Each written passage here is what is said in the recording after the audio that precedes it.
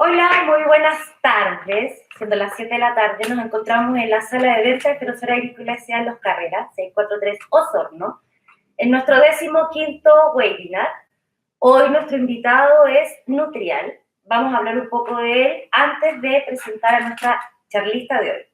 Nutrial es una empresa reconocida, capacidad de innovación que entrega soluciones tecnológicas sustentables con productos y servicios de alta calidad que realmente tengan un impacto en el sistema productivo de los productores. Ofrecen a sus clientes un amplio portafolio de productos para la nutrición animal, tales como minerales orgánicos, aditivos, probióticos, inmunoestimulantes, nucleótidos, alimentos para lechones, mezclas vitamínicas, minerales, representando empresas de reconocido prestigio a nivel mundial. Ofrecen productos innovadores con un respaldo de investigación, desarrollo para la industria de aves, cerdos, mascotas, rumiantes, salmones y fábrica de alimentos. Bienvenido, Nutrial, a nuestro 15º webinar. Hoy el tema que nos va a presentar nuestra charlista es el eficiente uso de activos de ensilaje para maíz. Paulina Añasco, médico veterinaria, jefe técnico de Nutrial de la zona sur. Bienvenida a este 15º webinar. Muchas gracias, Lilian, por invitarnos y estar aquí presente. Hay una de las preguntas, como tú decías, si es eficiente o no utilizar el inoculante encima de maíz. La respuesta categórica, sí. Perfecto. Eso es lo que nos convoca hoy, ese sí rotundo, y queremos que en el fondo compartirlo con ustedes para que tengan esta información técnica. Recuerden que estamos conectados a través de Facebook y nuestro canal de YouTube de Ferosora Agrícola S.A., comprometidos y conectados con el agro, para entregarle este tema a ustedes. Así que podemos contestar preguntas a través de nuestras redes sociales. Aún así, Paulina nos va a compartir su presentación y después podemos contestar otro tipo de preguntas si es que ven el webinar después que queda grabado en las redes sociales, tanto en YouTube como en el canal de Facebook. Comencemos, Paulina. ¿Qué nos va a contar sobre esa eficiencia de este uso? Mira, normalmente nosotros, sobre todo en esta zona sur del país, nosotros tenemos cierta cantidad de forraje que nosotros podemos, ensilar, como en este caso el maíz, y que generalmente lo prorrateamos durante todo el año para en el fondo tener energía. Es un alimento sumamente completo que en el fondo entregamos a los animales, para producir leche. Ese es como el tema. Pero, ¿qué tan bueno o tan malo hacemos el trabajo? Ahí está la diferencia de qué tan eficientes somos también a nivel productivo. Okay. Generalmente, ¿qué es lo que pasa? Como dicen, no hay, ni fórmulas mágicas ni nada de eso. Como todas las cosas. Entonces, la única forma de tener una buena calidad de silo es teniendo una buena calidad de forraje y una buena fermentación. Es decir, que si yo tengo en el caso una mala calidad de forraje y el ensilaje y la fermentación, es buena, el consumo va a ser limitado, pero el valor nutritivo va a ser mal. En general es eso, o sea, una cosa por otra. Sí, en el fondo la única forma de tener un buen alimento es haciendo las cosas bien. Perfecto. En el fondo, y hay diferencia entre un ensilaje bueno y un ensilaje malo, sobre todo en el tema de que tenemos mayor fibra de detergente neutra, la proteína cruda baja, la energía metabolizable baja. Y en el fondo nosotros no queremos eso precisamente porque lo que nosotros necesitamos es principalmente un buen alimento para el tema. Bueno, los factores que determinan la calidad de la fermentación, la calidad del ensilaje en el fondo está compuesto por técnicas de ensilado y el forraje original. Aquí nosotros no lo vamos a meter porque en el tema de la especie, la variedad, en el fondo, eso ya el agrónomo con el dueño o la persona encargada del predio toma ya las decisiones de respecto a qué híbrido utilizar o no. Perfecto. Pero respecto a las técnicas de ensilado, tenemos el picado, la compactación, el sellado, premarchito y aditivo. Yo me voy a centrar principalmente en los aditivos y el sellado, que en el fondo es donde tenemos un poquito más de experiencia. siempre también teniendo en cuenta que la compactación entre marchita y picado es sumamente importante. Si no hay una buena compactación, es imposible tener un buen ensilado. Perfecto. Continúa, quiero buscar el agüita. Bueno, normalmente en el fondo nosotros encontramos este tipo de cosas en los predios.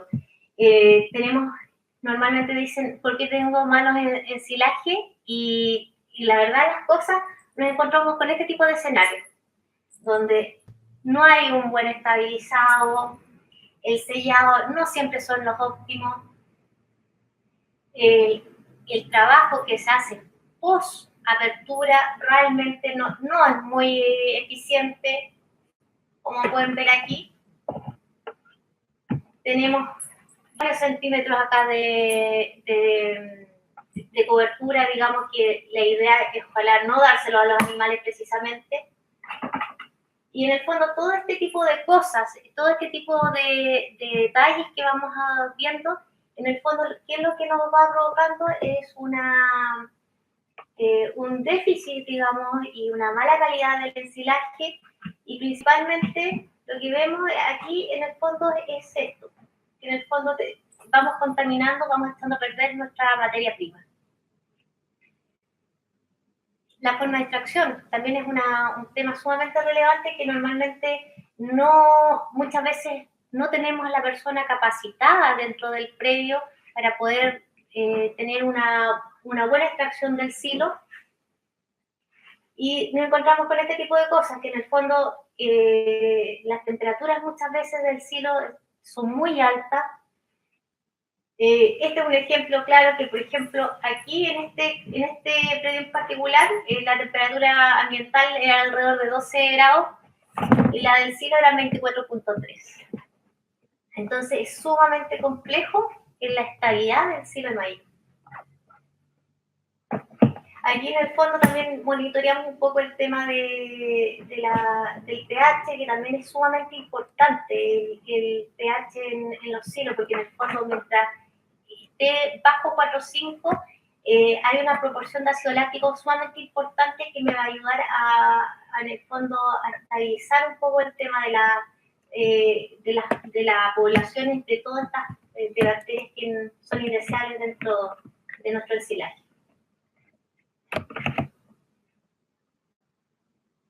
Bueno, en el fondo, aquí generalmente, ¿qué es lo que pasa post apertura? Que en el fondo, la pregunta que siempre que hacen es, ¿por qué vamos a usar inoculante en un silo de maíz?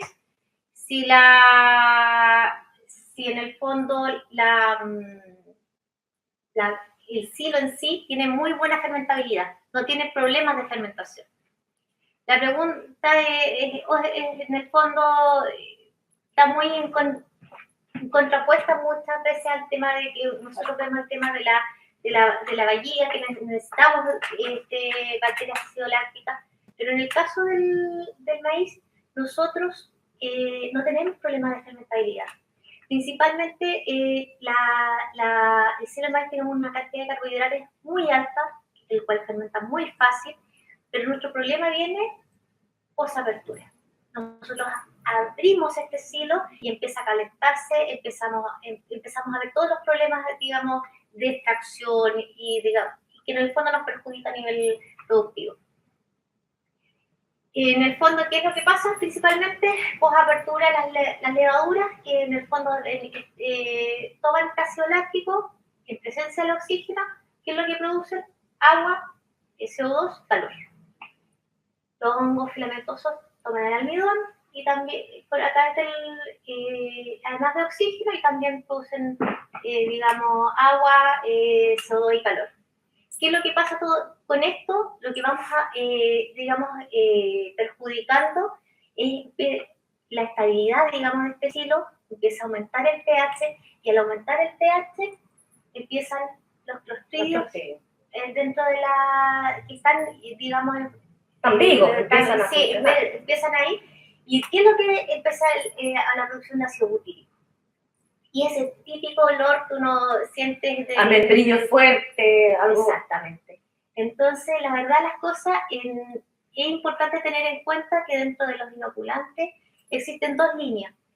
Una que tienen bacterias homofermentativas y otras que son heterofermentativas. Son productos, o en el fondo son bacterias que tienen distintos roles dentro de la fermentación y que están en líneas distintas para productos, digamos, para resultados distintos. Ejemplo, en el caso de las bacterias, digamos, homofermentativas, es principalmente para bayitas y alfalfa. ¿Por qué? ¿Qué es lo que nosotros queremos? Es que, porque son, digamos, las bayitas, las alfalfas, tienen una cantidad de azúcar muy pobre, digamos, entonces nosotros queremos lo más rápido acidificar ese material para en el fondo poderlo conservar. Esa es digamos, lo que queremos. En cambio, en silo de maíz, granos pequeños, sorgo, ¿qué es lo que nosotros tenemos? No tenemos problemas de fermentación, pero sí de estabilidad aeróbica. Entonces, las bacterias heterofermentativas, ¿cuál es la particularidad? Que forman ácido láctico, ácido acético, ácido propiónico. Entonces, eso nos ayuda a poder mantener el silo una vez abierto, que es, digamos, el grave problema que tenemos dentro de los silos. O sea, y uno lo ve, lamentablemente creo que el productor en ese sentido no se da el tiempo de poder monitorear su silo de maíz, pero en el fondo cuando tú mides la temperatura ambiental y tomas la temperatura del silo y ves que están 10 grados más que la temperatura ambiental, o sea, estoy perdiendo plata. Claro. O sea, sí es la mejor forma de detectar el silo que ya está en proceso de degradación. Sí, que es una de las preguntas acá. Sí, en el fondo, claro, la principal, en el fondo, como tú dices, ¿cómo me doy cuenta si ya tengo problemas? Temperatura. ¿Cuánta es la temperatura ambiente? ¿Cuánta es la temperatura de mi silo? Y con eso ya tú vas a saber que estás perdiendo plata, o sea, te estás metiendo la mano en el bolsillo. Claro, y botando. Sí, y botando. Ahora, esa temperatura yo la mido con un termómetro. Cualquiera, esos típicos termómetros de suelo, que en el fondo tú mides la temperatura ambiental y mides la temperatura del silo, y en el fondo, cuando tu silo está estable, hasta 2 grados más de la temperatura ambiental. Correcto. Entonces, ahí en el fondo, digamos, tú puedes ver eso.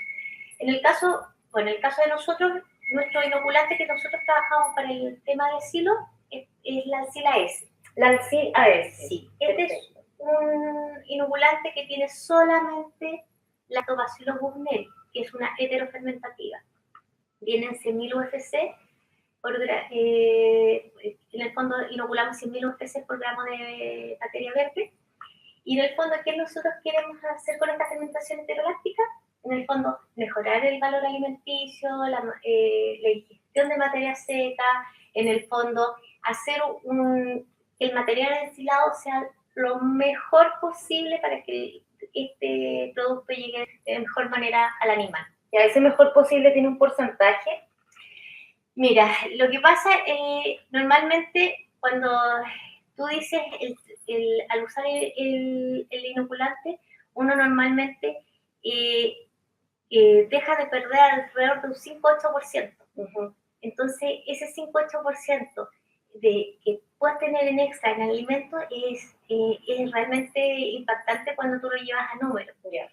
En ese sentido, es importante. Además de eso, también es sumamente importante saber que la digestibilidad de tu alimento también está en base al tipo de bacterias que utilizas. ¿Quiénes son las responsables de la digestibilidad? Principalmente las bacterias. Pero de esas bacterias, la que tiene mejor, digamos, respuesta a nivel de maíz es Lactobacillus buchneri. Entonces, y además lo importante que tú también en el caso de este estudio que fue en el 2018, demuestra mucho que es dosis dependiente. Mientras más buchneri tiene un mejor resultado. Ah, perfecto. Otra cosa también importante que muchas veces pasa, que en el fondo uno también entiende, que la cantidad de días que el silo debiera mantenerse cerrado. Bueno, todo un problema. Sí, Porque en el fondo muchas veces pasa que en el fondo lo cierran hoy día y mañana lo tenemos que abrir para poder consumir porque no tenemos otro alimento que digamos, para dar. Lo ideal es que esperar mínimo 30 días. Ese es como el número mágico, 30 días. Y mi análisis en esa fecha también. El primer análisis, pero principalmente uno dejar que... ¿Por qué? Porque en el fondo, en este sentido, aumenta alrededor de 0.3% la digestibilidad por día. Perfecto. Pero ya están trabajando ya todos los... Lo ideal es que dejar estos 30 días y en el caso de que a lo mejor tienes que entrar antes, ojalá hacer un silo más chico y ese tratarlo de consumir y en el fondo dejar este silo más grande, dejar que por lo menos tenga 30, 60 días antes de abrir. Siempre en el fondo, cuando de repente uno ve problemas que va a haber de alimentos, uno le recomienda al productor que mejor que deje un silo más chico, haga un silo más chico, aunque para que en el fondo dejar, digamos, la mayor cantidad de silaje que mantenga, digamos, un tiempo oportuno, digamos, para poder... Mira, te voy a hacer una pregunta, la hemos hecho en otro webinar, pero siempre queda la duda como tips, digamos, y en tu experiencia en terreno. ¿Qué recomienda, independiente del manejo? ¿Un silo grande o dos chicos? En términos de calidad. O sea, ojalá que sean los chicos. ¿Por qué? Porque en el fondo normalmente el silo grande es por un tema de que las maquinarias lo están cristalizados, que el plástico, que el tamaño, que pero al final lo que vale es lo que yo saco cuando abro el silo, entonces por lo tanto... Normalmente, y el manejo post apertura es malísimo, normalmente. Mucho mejor. Sí, el problema que tenemos es que la extracción no es limpia, principalmente. Sí. Y eso que es comida, ¿eh? Porque en el fondo esto es... Se lo estamos dando a los animales y en el fondo está nuestra producción de por medio y lamentablemente, y tampoco tenemos muchas veces el personal capacitado para manejar el silo. Ese es el otro grave problema que tenemos dentro de los predios.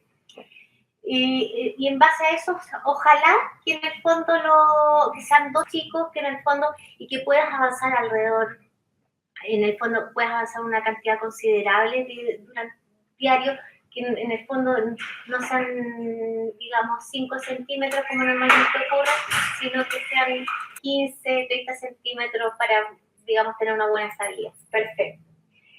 Después, respecto es sumamente interesante también ver la estabilidad aeróbica, es lo que tanto hemos hablado hasta el minuto.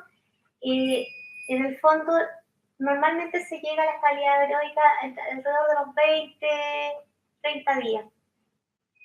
Respecto a ello, aquí en este trabajo que se hizo en 2017, lo importante que se vio, que en el fondo aquí se hicieron unos controles, se vieron solamente con Lactobacillus buchneri.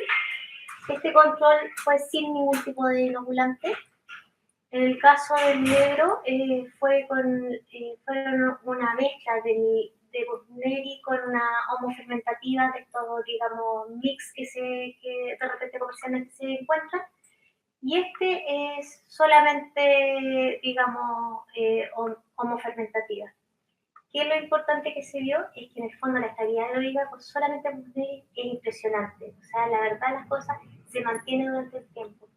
E incluso lo que más llamó la atención fue que en el control presentaba una mejor estabilidad aeróbica que cuando tú colocas inoculantes que vienen con estos mix de bacterias, claro. Digamos. Entonces, es sumamente relevante, o sea, es tan importante la buchneri que realmente dentro de la estabilidad aeróbica que uno no debiera dejar de utilizarla.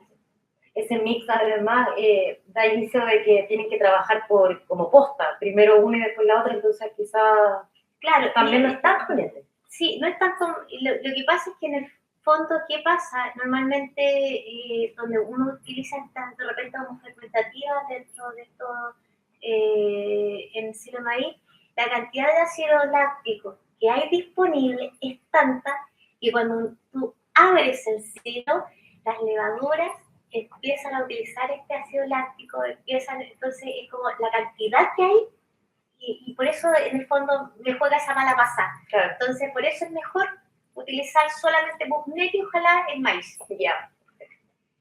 Ya, y respecto, mira, si te recuerdas en las fotos anteriores, las vamos A repasar. Sí, que en el fondo vamos a buscarla, que normalmente que uno ve esto dentro de los silos, que en el fondo tú ves que aquí en el fondo hay una capa de, digamos, de centímetros cuando tú abres el silo, Sí, que normalmente material. el material negro, que en el fondo que tú tienes que descartarlo, Oh. digamos, para poder... Idealmente hay que descartarlo. Idealmente, pero lamentablemente, como aquí se ve, Se mezcla. Lamentablemente, ¿y cuál es el problema más grande que tenemos con eso? Es que la mayoría de los predios tienen carros mezcladores. Sí. Y sacan con muebles. Sacan con muebles. Arrasan con todo. Arrasan con todo. Y convengamos que los tiempos en el campo no dan como para seleccionar No, para esto nada. sí y esto no. Pues No. estamos apuraditos con el tiempo, Sí. entonces arranca. Hay que forrajear las vaquillas, hay que forrajear las vacas que están en lechería. Y todos los trabajos que quedan por hacer. Entonces, normalmente pescan, meten al carro, empieza, qué sé yo, a mezclarse, y la vaca no tiene ninguna posibilidad de poder discriminar lo bueno de lo malo. Claro. Entonces, todo esto que vemos aquí, en el fondo el animal lo consume. ¿Cuál es el problema de ello? Es que en el fondo esos alimentos contaminados, que en el fondo las posibilidades de micotoxinas son altísimas. Viven ahí. Claro, y después empezamos con el problema de los hígados y qué sé yo. Entonces, es sumamente importante, ojalá, poder sellar bien tu silo. Se habla mucho de los selladores. Sí, a nivel comercial generalmente están los selladores químicos, digamos, que en el fondo que la idea en el fondo es poder aplicarlos antes de poder colocar, digamos, el plástico negro, claro, qué sé yo, y todo lo demás. Es sumamente eficiente.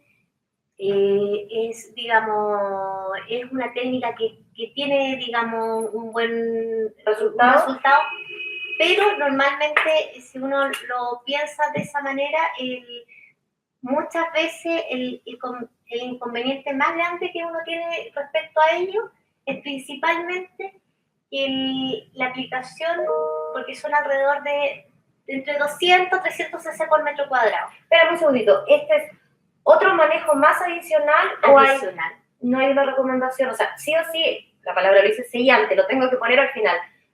No me resulta poner, no sé, aplicándole la última capa de verde, o en este caso de maíz, no, tiene que ser arriba de todo.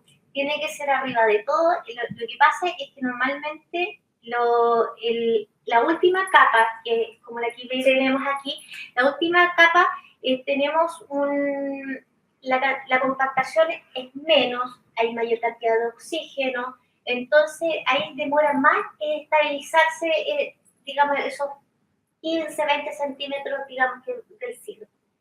Entonces, ¿qué nosotros hacemos? Normalmente podemos aplicar este tipo de productos, y lo que nosotros tratamos de hacer es inhibir las levaduras, inhibir los hongos, para que en el fondo, en presencia, digamos, del oxígeno, digamos, no me deteriore esta cantidad. Imagínate, Lilian, que por cada centímetro de capa negra tenemos alrededor de 7 kilos de materia, digamos, de material que estamos perdiendo. Ya, en el peor de los casos, tenemos 10 centímetros de capa negra, son 70 kilos por metro cuadrado. Exacto. Y cuando tú sacas la cantidad la relación, o sea, estamos hablando de mucha plata. Volvemos a botar plata, sí. O sea, significativo. Y en esta aplicación de este sellante, ¿tú me dices que esto llega a cero o hay un porcentaje que se escapa? claro, y ahí viene el tema, porque cuando tú aplicas estos selladores, digamos, normalmente uno lo aplica con bomba de espalda. Y uno, el aplicar con bomba de espalda... Depende del silo, de la extensión del silo. Depende, entonces comprenderás que la persona que lo aplica, tú muchas veces no ves bien dónde lo aplica, entonces... Tienes que andar con una bomba de espalda y un banderillero. Una cosa así. Claro. Entonces, si tienes un buen operario, puedes llegar a cero prácticamente. En cambio, por ejemplo, hasta los selladores físicos, como el Cielo Barrer, Sí. que en el fondo que tú colocas esta película, y la gracia de aplicar esta película es que en el fondo tú ves físicamente dónde queda. La extensión está cubierta completa. Está completa. Entonces tú la aplicas y cuando tú dices, ¿sabes qué? La relación costo entre un sellador físico y un sellador químico es prácticamente la misma, yo me quedo con el físico. Claro. Soy súper honesta en ese sentido. ¿Por qué? Porque en el fondo para la persona que lo aplica es más práctico, es más rápido y en el fondo tú realmente tienes ese sellador físico que no te va a dejar ni entrar ni salir ahí. Claro. Y lo estás viendo, además. Y lo estás viendo. Y dime una cosa, ¿se llama Silo Barrer?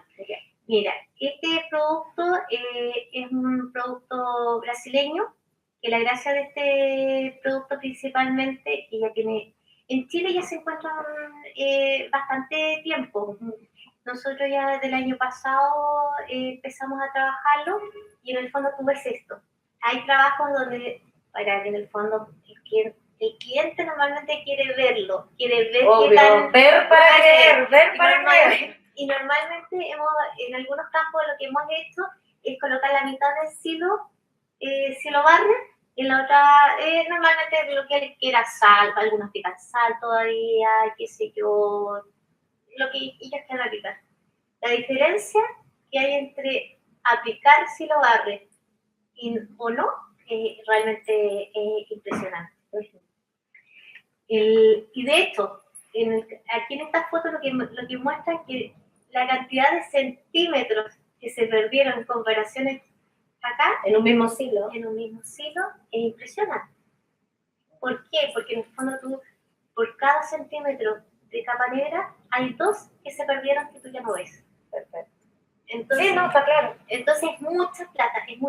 Y hay clientes que son, como yo digo, son más mateos y sacan sus pérdidas, y la verdad las cosas cuando sacan y ven la cantidad de plata que es, inmediatamente utilizan este tipo de tecnología. Tú le dices clientes Mateo, yo siempre tengo algo dicho ahí, yo digo, está una gran diferencia entre querer sacar leche y producir leche.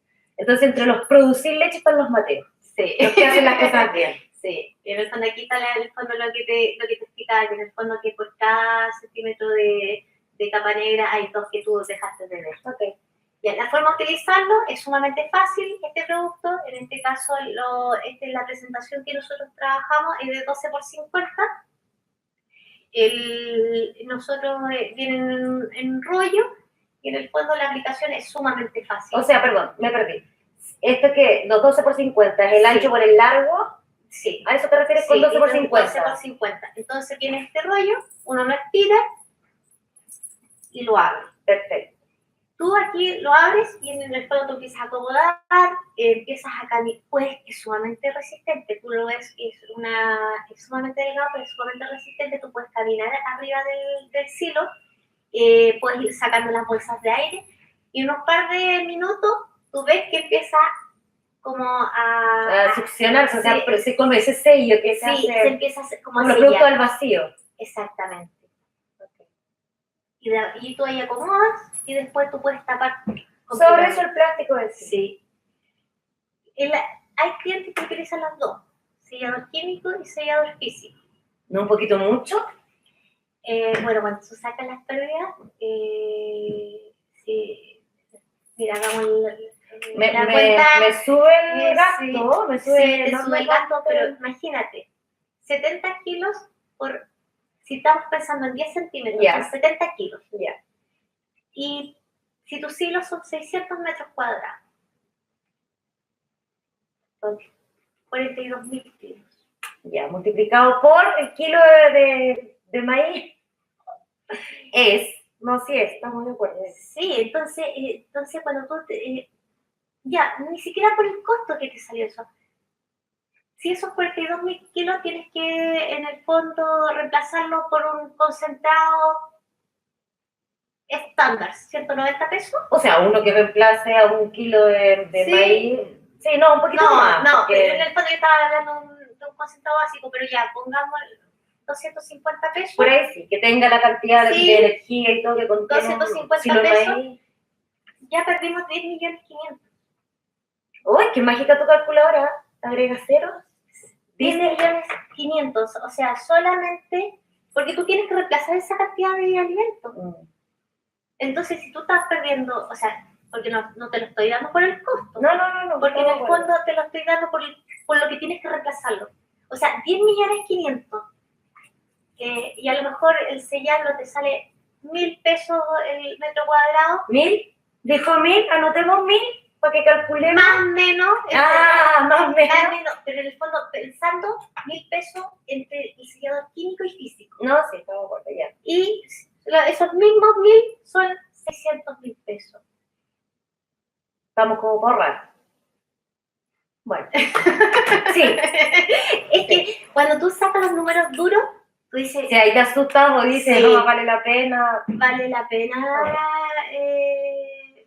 meter 600.000 pesos respecto ¿cómo se llama? A perder 10.500.000. En un silo de 70. De 600 metros cuadrados. Claro, 600 metros cuadrados. Arreglémosla porque si no nos ponemos a vender silos. Ya. Sí, pero en el fondo es importante. Es tan importante el uso del inoculante para poder, digamos, mantener este producto, porque una vez que lo abres, tú no tienes la posibilidad de abrir y cerrar y todo el tema. Es importante el uso del inoculante y también es sumamente importante el sellado. Y para aprovechar en el fondo todo lo que significó desde que sembré hasta que tengo que eliminar. Sí, sí. Así que eso era principalmente lo que queríamos conversar con ustedes, que en el fondo es importante. Muchas veces uno ve en los campos que se hacen estos ahorros. No, ¿sabes qué? Este año está malo, no voy a colocar inoculante. Este año no está malo, no voy a colocar sellador. Es que este año está malo, es que realmente está malo. Sí. Tú andas en terreno también y te das cuenta que realmente está malo este año. Pero en el fondo, por lo mismo, este año vamos a tener va a valer mucho más la inversión. Vamos a tener un déficit de alimentos. Cuidemos lo que tengamos. No hagamos ahorros que después nos van a pasar la cuenta. Que hay pocas toneladas de maíz también para ensilar. Claro, y en el fondo, los rendimientos también bajaron este año. Entonces, si tenemos menos alimentos, es complejo lo que tengamos, cuidémoslo. Así, y sobre todo en este tipo digamos, de alimentos que en el fondo es caro. Es una inversión. Sí. Es una inversión. Perfecto. ¿Ustedes ya están haciendo su trabajo en terreno con estas asesorías en los...? Sí, normalmente nosotros trabajamos en terreno, apoyamos mucho al productor en el sentido de, porque muchas veces me dicen, oye, ¿cuánto inoculante necesito para tantas hectáreas? Entonces ahí van un poco cómo están los rendimientos. Muchas veces, post siembra, digamos, cuando ya hay apertura de los silos, también monitoreamos un poco el tema. ¿Hacen un seguimiento hasta el final? Sí, porque en el fondo hay que demostrar que en el fondo tiene una mejor estabilidad su silo, tiene menos pérdidas, y muchas veces también hay que entrar a corregir ciertas cosas, o como yo digo, malas mañas que se tienen en los campos, en el sentido de cómo se extrae el silo, si podemos en el fondo extraerlo de una forma más limpia, varias cosas que ahí se pueden ir manejando dentro del sistema. Perfecto. Bueno, entonces ya sabemos, podemos contar con Paulina Ñasco, médico veterinario industrial, y el equipo también técnico que tiene industrial. Está Alejandro. Sí, en la zona norte está Alejandro Ramsey. ¿Ya? En la zona Osorno Sur está Paulina Guzmán. Y acá también dentro de Osorno está Álvaro Rosas, que es nuestro, digamos, nuestro jefe ahí. Boss. Sí, el Big Boss, que está con nosotros. Buenísimo. Sí. Ya pues, Entonces, a contactar al equipo de Nutrial si quieren este tipo de asesoría y la mejor recomendación, como bien lo dijo Paulina en todo el webinar, la inversión tiene un costo y ese costo en el fondo hay que multiplicarlo cuando sea, al final, es igual a litros de leche. Por lo tanto, va a valer siempre la pena este tipo de... O sea, y además que hay todo un trabajo con el tema de los productos. Y si lo hay es porque realmente son, como dice tu charla, eficientes para utilizarlo. O sea, Sí. tienen un... No, es y igual. tienen el respaldo científico, en el caso del Alcil, tiene todo el respaldo del Alemán, que es una tremenda empresa.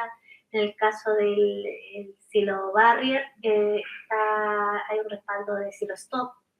Y el Luprograin, que es nuestro sellador químico, el respaldo de BAF.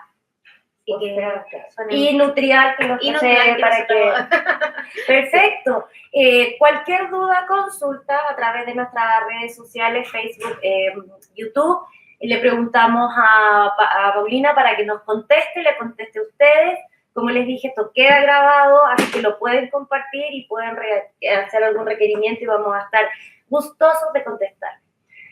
Pauli, muchas gracias por darte el tiempo de estar acá. No, por favor, a ustedes los profesionales que nos llenan y nos enseñan bastante siempre.